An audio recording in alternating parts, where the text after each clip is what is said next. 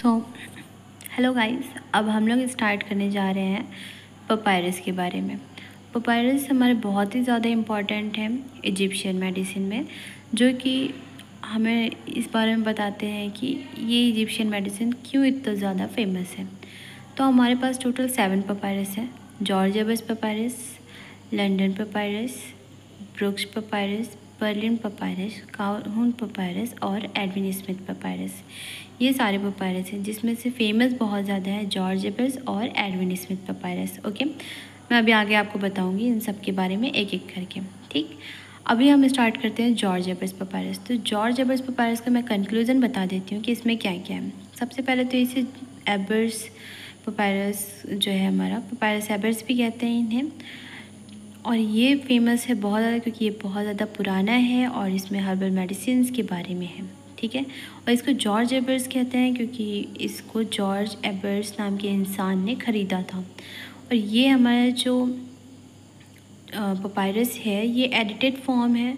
ठीक है, पुराना जो हमारा पपायरस प्रेजेंट रहा होगा उसका एडिटेड और कॉपीड फॉर्म है। और एडिट इसलिए किया गया ताकि इसमें जो भी हाल फिलहाल में इंफॉर्मेशंस लाइक एक्सपेरिमेंट्स हो रहे हैं उनसे रिलेटेड इन्फॉर्मेशन इसमें डाली जा सके, इसलिए एडिट किया गया था। तो अब इसके हम लोग अपीयरेंस वगैरह के बारे में देखते हैं, इसके अंदर क्या है उसके बारे में जानते हैं। तो ये 20 मीटर लंबा था और इसमें 1700 बीमारियों के बारे में था और उसके साथ साथ उनके ट्रीटमेंट्स के बारे में था। ठीक है, और ये जो जॉर्ज एबर्स पपायरस था इसमें सबसे ज़्यादा क्या था कि स्टार्टिंग के पोर्शन पे इसमें टूथोमसिस नाम का एक एम्परर था। उसने क्या किए थे, मैजिक एंड एक्सॉर्सिज्म को बताया था कि इजिप्शियन मेडिसिन्स जो थी मैजिक एंड एक्सॉर्सिज्म पे बेस्ड थी। ओके, इसके बाद क्या था, इसके बाद जो रिमेनिंग पार्ट था उसमें सारा मेडिकल से रिलेटेड कैसा था कि उसमें एनाटमी एंड फिजियोलॉजी के बारे में डेप्थ में नॉलेज थी। Heart, liver, lungs, respiratory system, इन सब के बारे में था। और हार्ट को वाइटल ऑर्गन बताया था। ओके, हार्ट को वाइटल ऑर्गन बताया था एंड देन हार्ट की एक्टिविटी को पल्स के थ्रू मेज़र करते हैं इसके बारे में था। और ब्लड को साइन ऑफ लाइफ कहते थे। तो ये चीज़ें थी रिमेनिंग पार्ट में। और रिमेनिंग पार्ट की थोड़ा आगे चलते हैं तो उसमें आता है कि डॉक्टर्स क्या समझते थे। डॉक्टर्स समझते थे कि जो डिज़ीज़ होती हैं वो climatic changes, rotation of planets और उसके बाद इंसेक्ट्स होते हैं उनके वजह से होती हैं। देन उसके बाद उन्होंने एक और चीज़ मेंशन किया कि जो डिज़ीज़ वो डॉक्टर्स नहीं पता कर पाते हैं कि ये डिज़ीज़ क्यों हुई है, तो उसकी वजह होती है इनविजिबल माइक्रोब्स, बैक्टीरिया, वायरसेस, उन्होंने ये बताया था। और फिर उन्होंने ये भी जो उस टाइम के डॉक्टर्स थे उन्होंने advance method of diagnosis of disease निकाला था, जो एब्डोमेन, हार्ट, लीवर और रिप्रोडक्टिव सिस्टम से रिलेटेड डिजीज़ जो भी होती थी उनके बारे में डायग्नोस करते थे। और उन्होंने ट्यूमर के बारे में भी नॉलेज ले ली थी। बहुत टाइम पहले की बात मैं बता रही हूँ, उस टाइम उन्हें ट्यूमर्स के बारे में नॉलेज थी। एंड उसके बाद उसमें आता है कि ये ट्रीट कैसे करते थे। ये ट्रीटमेंट करते थे ये मैजिक एंड एक्सॉर्सिज्म के थ्रू और मेडिसिन के थ्रू। मेडिसिन इनकी 3 टाइप की होती थी, हर्बल होती थी, मिनरल बेस्ड होती थी और एनिमल बेस्ड होती थी। ठीक है, और ये फिर इसके अंदर भी कुछ पार्ट्स हैं वो मैं पढ़ाते हुए बताऊँगी। अभी मैं आपको सिर्फ स्टोरी बता रही हूँ। इसके बाद आता है कि ऑइंटमेंट्स यूज़ करते थे, सीडर ऑयल यूज़ करते थे। एंड इन लोग जो थे ये कई सारी चीज़ों के बारे में, साफ़ सफाई के बारे में बहुत ख्याल रखते थे, अपने खाने पीने का और पानी वगैरह कैसे पीना है इस चीज़ के बारे में, इस पपायरस के बारे में बताया है। बच्चों की केयर कैसे करनी है, आसपास क्लीनिंग कैसे रखनी है, इन सब के बारे में, सब चीज़ के बारे में बहुत अच्छे से एक्सप्लेन किया है। तो मैंने आपको इस पपायरस का कंक्लूज़न बताया था अभी। अब मैं एक एक लाइन बताती हूँ आपको। तो हम स्टार्ट करते हैं जॉर्ज एबर्स पपायरस की फर्स्ट लाइन। इसको हम लोग पपायरस एबर्स भी कहते हैं और ये बहुत ही पुराना और इम्पॉर्टेंट मेडिकल पपायरस है। ठीक है, ये इजिप्शियन मेडिकल पपायरस कंटेन करता है हर्बल नॉलेज। सेकेंड लाइन है हमारी कि ये कंटेन करता है हर्बल नॉलेज। ओके, और ये ख़रीदा था लग्जर थीव्स में जॉर्ज एबर्स नाम के इंसान ने, ठीक है। और ये रखी गई है कहाँ पे? लाइब्रेरी में, university of Leipzig in Germany में। तो ये हमारे 4 पॉइंट हुए कि ये क्या है, इसमें क्या है। तो ये हमारा क्या है? पेपायरस एबर्स है, बहुत पुराना है, बहुत ही इम्पॉर्टेंट है। इसमें है क्या? हर्बल नॉलेज है। और ये ख़रीदा कब गया था? लग्जर थीव्स में जॉर्ज एबर्स नाम के इंसान ने ख़रीदा था। और ये रखा कहाँ है? ये उसके बारे में, ठीक है। ये फेमस क्यों है? क्योंकि ये बहुत ही ज़्यादा कंसाइज फॉर्म में कंप्लीट नॉलेज रखा हुआ है एंशियंट इजिप्शियन मेडिसिन के बारे में, इस वजह से ये बहुत फेमस है, ठीक है। और इसकी जो लेंथ है वो 20 मीटर है और इसमें 1700 बीमारियों के बारे में और साथ साथ उनके ट्रीटमेंट्स के भी बारे में है। और ये एज्यूम किया जाता है कि ये लिखा कब गया था? 1553 में लिखा गया था और 1553 टू 1550 BC इसमें है, ठीक है। और लेकिन ये बिलीव किया जाता है कि ये कॉपीड फॉर्म है, पुराना जो टेक्स्ट था उसका कॉपीड फॉर्म है, ठीक है। और एडिटेड फॉर्म भी माना जाता है क्योंकि कुछ लोग कहते हैं कि इसमें सारी पुरानी चीज़ें नहीं है, कुछ न्यू इन्वेंशंस हुए थे, एक्सपेरिमेंट्स हुए थे, तो उससे रिलेटेड चीज़ें भी इसमें है, तो इसलिए इसे एडिट किया गया था। तो यहाँ पे लाइन है assume writing 1553 BC to 1550 BC, but believe करते हैं कि ये कॉपीड फॉर्म है अर्लियर टेक्स्ट का, ओके।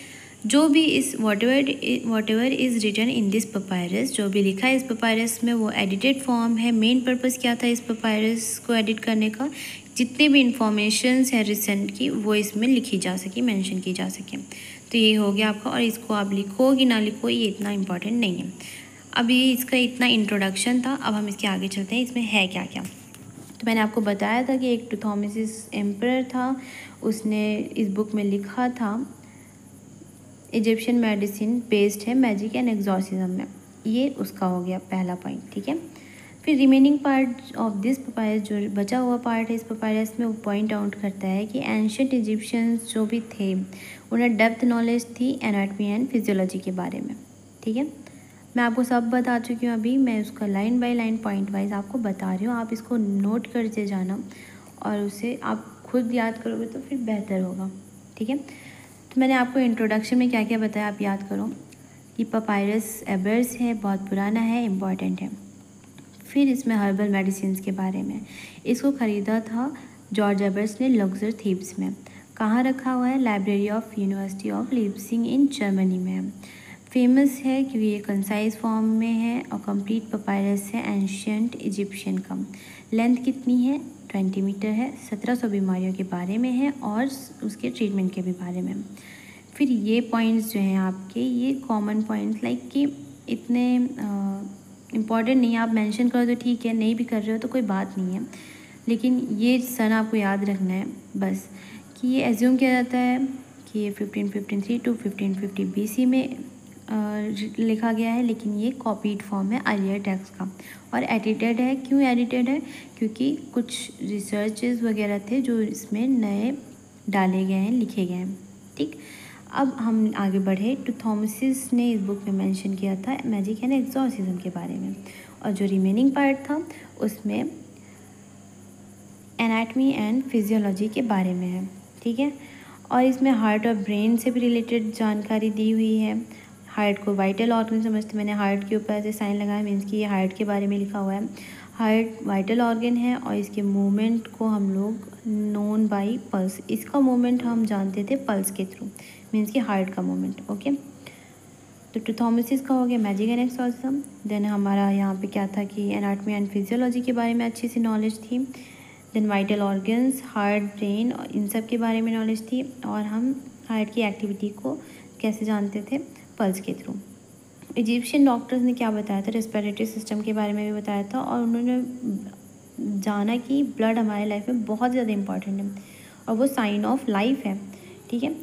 और इजिप्शियन फिर आता है Egyptian doctor believe cause of medicine, climatic changes, planet rotation और अदर इंसेक्ट्स। ये मानते थे कि जो कॉज ऑफ डिजीज़ है वो क्लाइमेटिक चेंजेस, प्लैनेट रोटेशन और अदर इंसेक्ट्स की वजह से होता है। अगर डिज़ीज़ हो रही है और डॉक्टर्स को नहीं पता चल रहा है कि हाँ क्या वजह है डिज़ीज़ होने की, तो उसकी सिंपल से वो समझते थे कि इनविजिबल इंसेक्ट्स हैं, वो रिस्पॉन्सिबल हैं डिज़ीज़ कॉज करने के लिए। ठीक है, तो यहाँ पे 2 चीज़ें बताई थी डॉक्टर्स ने कि हाँ क्यों क्लाइमेटिक चेंजेस, प्लैनेट रोटेशन और अदर इंसेक्ट्स जो होते थे वो रिस्पॉन्सिबल होते डिज़ीज़ के लिए। लेकिन अगर डॉक्टर्स नहीं जान पाते थे कि हाँ क्यों हो रहा है डिज़ीज़, ठीक है, तो उसमें वो मानते थे कि इनविजिबल इंसेक्ट्स हैं वो इस डिज़ीज़ की वजह है। फिर आगे हमारा इतना इम्पॉर्टेंट नहीं है कुछ, लेकिन पॉइंट वाइज मैं आपको एक लाइन में बताते चल रही हूँ कि ये जो डेवलपमेंट हुआ था, डॉक्टर ने डेवलप किए थे डायग्नोसिस मेथड्स, कैसे कि कोई भी डिज़ीज़ हो रही है, हार्ट से, लंग्स से, रिप्रोडक्टिव सिस्टम से रिलेटेड कोई डिज़ीज़ हो रही है तो उसे कैसे डायग्नोस करना है, उसके लिए इन्होंने एडवांस मेथड निकाले थे। और वो ट्यूमर्स और ट्यूमर्स जो स्प्लीन से और लीवर से रिलेटेड होते थे उसके बारे में अच्छी नॉलेज रखते थे, और उन्हें नॉलेज थी पल्स, पाल्पेशन और ऑस्कल्टेशन के बारे में। और वो यूज़ करते थे किसी भी डिज़ीज़ को ट्रीट करने के लिए दोनों method, spiritual method, medical method. ठीक है, मेडिकल मेथड में जब वो यूज़ करते थे तो वो honey, wine, fig, onion, garlic, aloe vera, लेड एसेट्रा ये सब यूज़ करते थे वो। ठीक है, अब आते हैं कि कौन कौन सी मेडिसिन वो यूज़ करते थे।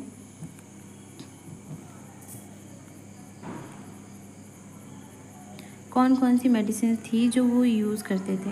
हर्बल मेडिसिन तो हो गई उधर, herbal medicine, mineral medicine, animal origin. तो मैंने आपको बताया था कि कैसे कैसे मेडिसिन वो यूज़ करते हैं। तो मिनरल मेडिसिन में आता है सॉल्ट, एलम, कॉपर ये सब, और एनिमल ऑरिजिन में आता है fat, brain, excretive material, blood pressure बोल रही हूँ, ब्लड, ये सब ये यूज़ करते थे एनिमल ऑरिजिन मेडिसिन में।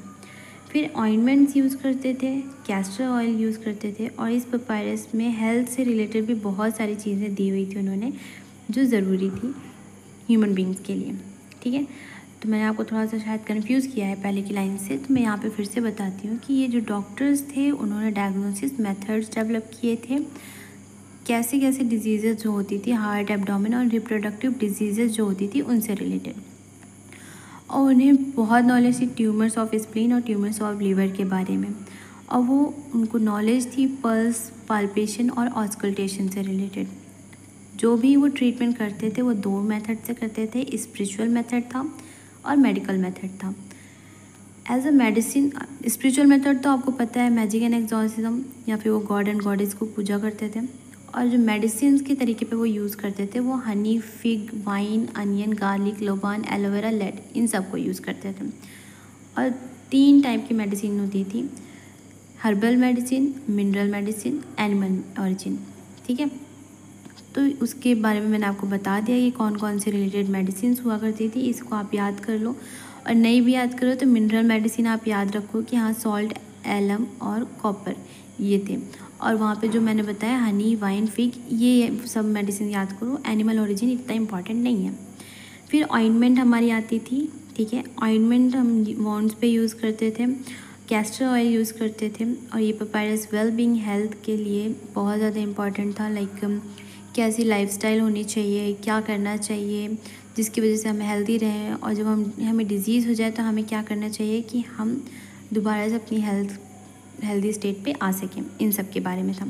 और जो एंशियंट इजिप्शियन था उसमें कुछ कस्टम्स, रूल्स, रेगुलेशंस थे जो बनाए गए थे, और वो फ्यूनरल, बुरियल इन सब के लिए यूज़ किए जाते थे। मीन्स कि जब कोई डेथ हो जाती थी उन सब के किस तरीके से मेथड्स थे कि हाँ उनको किस तरीके से दफनाना है, जलाना है, जो भी करना है उसके मेथड्स भी थे यहाँ पे इस पपायरस में मेंशन हुए थे।